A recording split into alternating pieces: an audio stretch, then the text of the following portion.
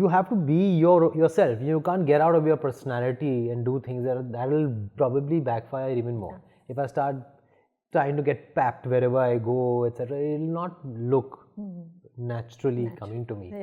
3-4 बजे आदमी मतलब कि वाइब का, केमिस्ट्री का, कैमराडरी का नहीं सोचता कि मेरा शॉट आ जाए, मैं करके निकल जाऊँ. Even the songs like in मुझे कुछ कहना है, sometimes I hear those songs like जब से देखा है तेरे याद का चांद और रब्बा मेरे रब्बा. Or even today, I think the Gen Z loves Ding Dong Ding, you know. It was they 2003, do. It's all over reels. But it's like your evergreen party track. So Aisha also, she's back to working now in movies. And I hope to get to work with her again. Tabu is a good friend. So I did Golmaal 4 with her. And we have this Scorpio bonding going. We are very, very similar because of the Scorpio factor. This was the way I wanted to become a dad at that point of time. It kind of unfolded in a manner where I had to be a single dad at that age, दिल में हम सब बहुत ही liberal हैं, you know. You want to just be on your own at times, and you can't raise your hand. You cannot shout, you know. That's not done. With my sister also, before I became an actor, she started television. She had some hits and some not so successful shows.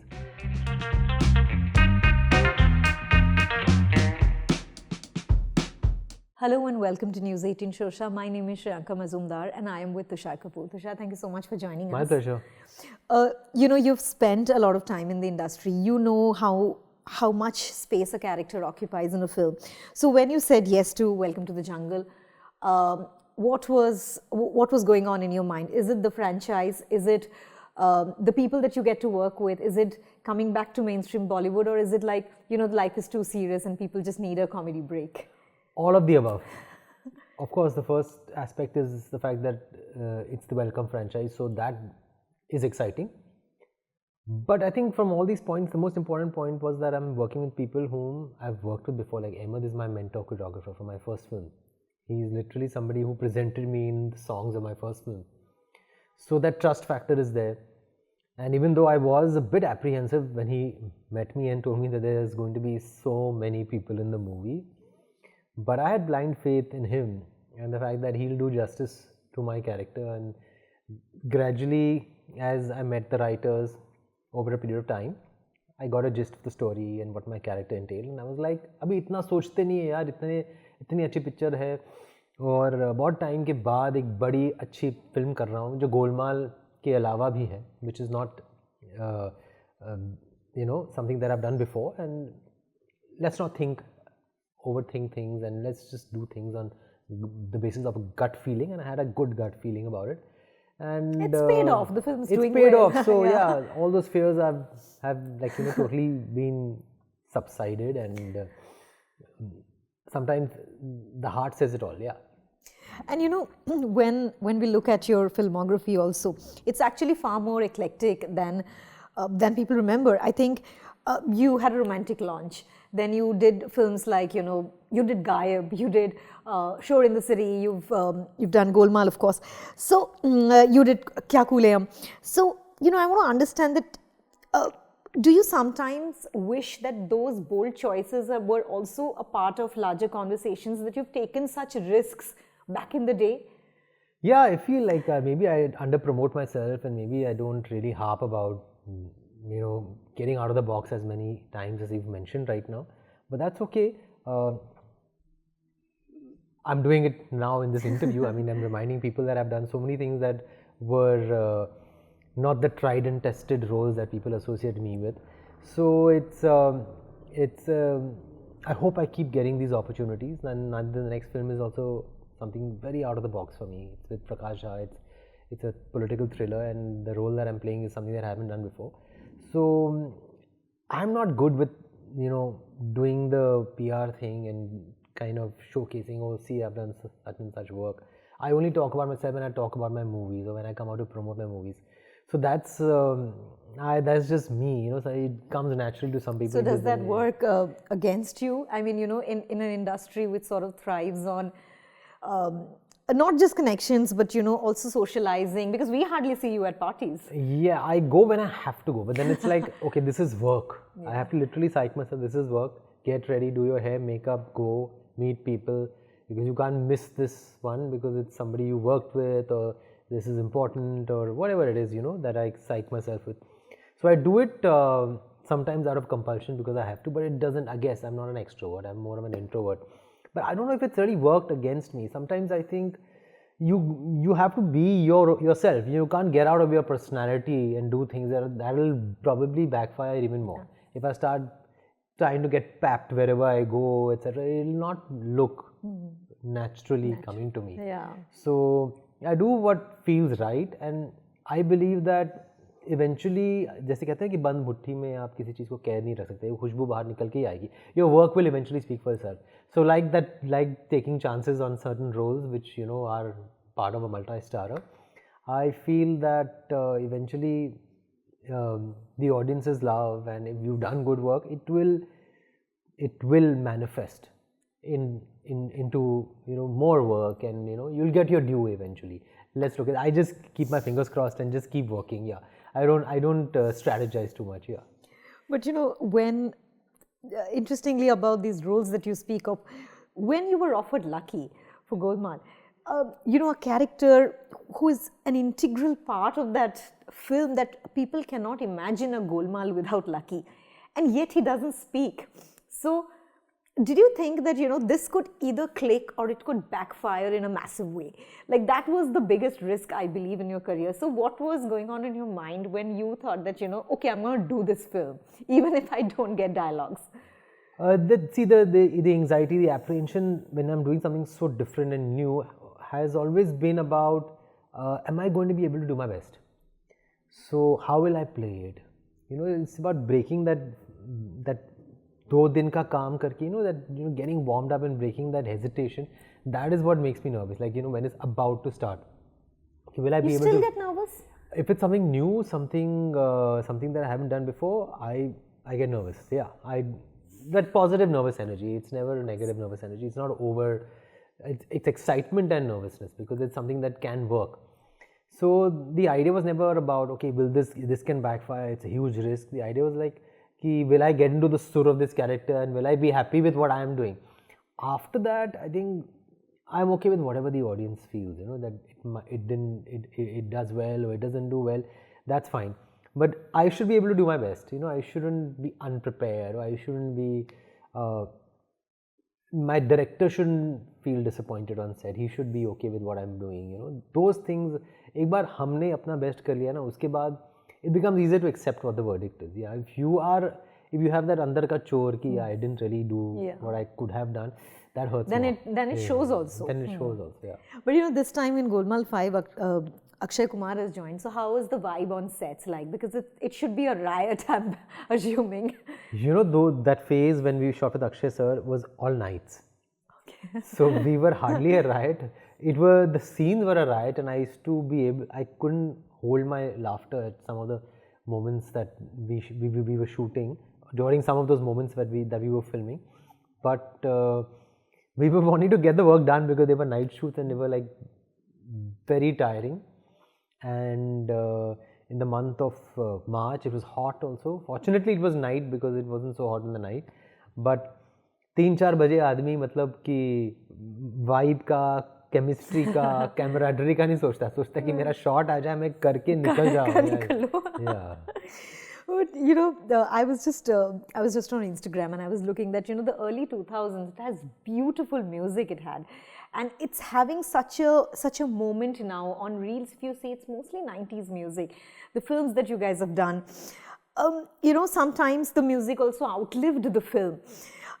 Looking back, is there a film, is there a song that you listen to even today that takes you back to good old days? I like the music of the days that were even before I came into the industry. I'm more of the 70s and 80s music lover. I hear that on Spotify, and even the 90s music. In fact, I feel when I came in, the music got it wasn't as universal as it used to be.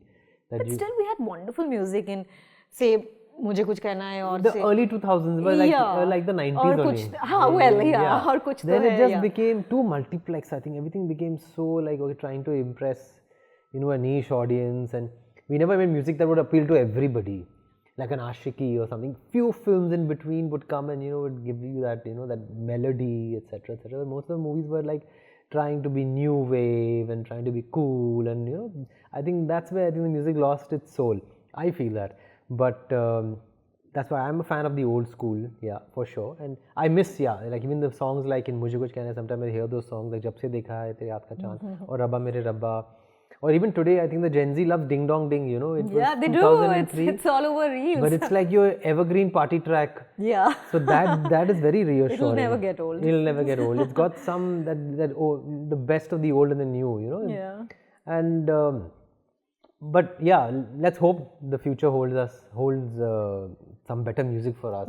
Yeah. Well, we can only I'm hope. sorry, I'm kind of expressing a very sad state No, but about the it's music true, today. yeah. But there are very gun chun ke अच्छे गाने निकलते हैं. Absolutely. And you've also worked with so many actors over the years. You worked with Kareena, you worked with Isha. Is there a co-star that you genuinely miss working with? The camaraderie on sets, the fun that you had on sets? All of them.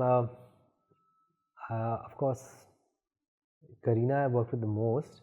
And she's always spoken so fondly of you, so warmly of you. Yes, and we have so much in common. We love food. We love the movies. We love our shooting. We love the vibe on set, and so I do miss working with her for sure. Isha also, she's back to working now in movies, and I hope to get to work with her again. Tabu is a good friend, so I did Golmaal 4 with her, and we have this Scorpio bonding going. We are very very similar because of the Scorpio factor. So I hope I get to work with her again. Yeah. So these are a few of my co-stars. Isha Kopikar is there. Oh yeah, there are other actors and actresses also whom I've enjoyed working with, and I would love to collaborate with once more. Yeah, these are a few of the names for sure. You welcomed your son into your life at a time when that conversation, especially around men, was still at a very nascent stage. So, did you realize at that point that you were breaking a stereotype of sorts? Yes, it was very anxiety provoking that I'm going to go against the socio-cultural fabric of the country. So-called norms. Yeah, kind of breaking the norms. So what will be the reaction? And it was like the fear of the unknown. But somewhere deep down I knew I was doing something with a clear conscience. It wasn't something that I was doing just because it sounded cool, or it was something that was out of the box, or something that would probably add to my repertoire as an actor, and make me some kind of a poster boy or something path breaking. But it was purely out of a paternal instinct that I was ready to be a father, and it happened so that this was the way and means of mine this was the way I wanted to become a dad at that point of time. It kind of unfolded in a manner where I had to be a single dad at that age, yeah. And I couldn't wait any longer. So I've written a book also about this called The Bachelor Dad. So thereafter, once I decided, I think everything just happened one after another. The doctor, the procedures, etc., etc., etc. And what was going on in my mind was going on in my mind, but somewhere deep down I knew that India, even though our conversations must have been at a nascent stage, deep down we're very accepting, especially when it comes to family or when it comes to something. As long as we're doing it with a clear conscience, people know. People know when you're faking it, and people know when you're doing something from your heart. Yeah. So that faith was there, and then being a country that is known to be so traditional, the reaction was so positive. This goes to show that दिल में हम सब बहुत ही liberal हैं, just that we are politically correct. Politically correct, yeah. As a society, we are politically correct, but deep down we're quite cool with everything as long as it doesn't hurt or harm anybody. But 10 years later, is there something that you think that nobody teaches you about fatherhood, like something that you have to learn on your own? Yeah, every day is a new learning experience. The patience as a parent, whether you're a couple or a single parent, I think whether it's motherhood or fatherhood, patience is the biggest lesson, because children can test your patience. They are so innocent, but they can be uncontrollable also at times. Their questions, their habits, their stubbornness. Patience is what is the hardest to master, because you want to raise your hand at times, you want to shout at times, you want to just be on your own at times, and you can't raise your hand, you cannot shout, that's not done, that's not good. And the new wave parenting is aware of these issues, that these have detrimental effects on a child's psychology. So being aware of all that, one has to stay patient, one has to give time, even though you're amply swamped with work, you have to make that time, you have to reach that SPT or that PTA meeting. So these are the things that you have to sacrifice your work at times, you have to sacrifice your...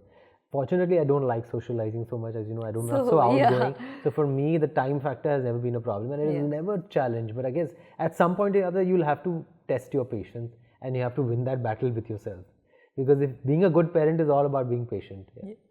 But you're born into an exceptionally celebrated family, and with that, success and setbacks are both amplified and magnified. So did you grow up with that sort of pressure, or was it always a part of security? I think growing up in a film family acclimatized us to this, this roller coaster ride of success and failures. We've seen that in our father. I've seen that with my sister also. Before I became an actor, she started television. She had some hits and some not so successful shows, and we understood that life is tough. No matter which profession you're in, life is tough. So that toughened me in a sense. So I kind of understood this aspect about being an actor, is that your success is going to be temporary, and the failure is inevitable. So it would hurt when a movie failed. It would when a review wasn't as positive as welcoming or whatever towards a film or a performance of mine. It would pull me down, but I'd pick myself up again, because somewhere deep down I'd already experienced it.